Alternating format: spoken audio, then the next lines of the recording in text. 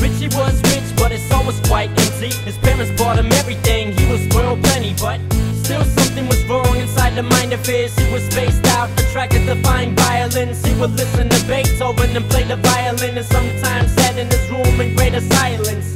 Close his eyelids and pictured the desires of burning fires and hurting the kids in his choir.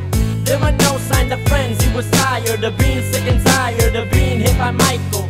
So one day he buys a gun, 2 for the price of 1. Goes to school to have a little bit of fun. In the middle of the cafeteria where all the kids are, he looks around and thinks, should he do something this bizarre?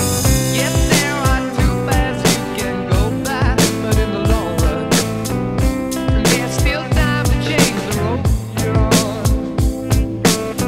Yes, there are 2 paths you can go by, but in the long run, there's still time to change the road you're on.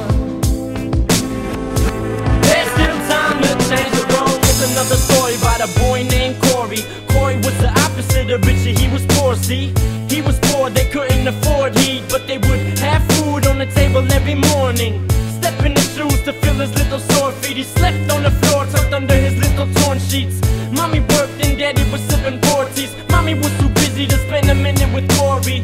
See, mommy had 2 jobs just to barely support him, and daddy was too drunk so we always ignored him. He's sick of it, he wishes he lived in a mansion. He wishes he was rich and was fitted in fashion. He went to school and rich kids would always harass him. They picked on him and spit on him, you couldn't imagine. But this time Corey brought it, getting mad as a madman in the cafeteria, thinking should he just blast him? Yes, there are 2 paths you can go by, but in the long run, there's still time to change the road you're on. Yes, there are 2 paths you can go by, but in the long run, there's still time to change the road you're on.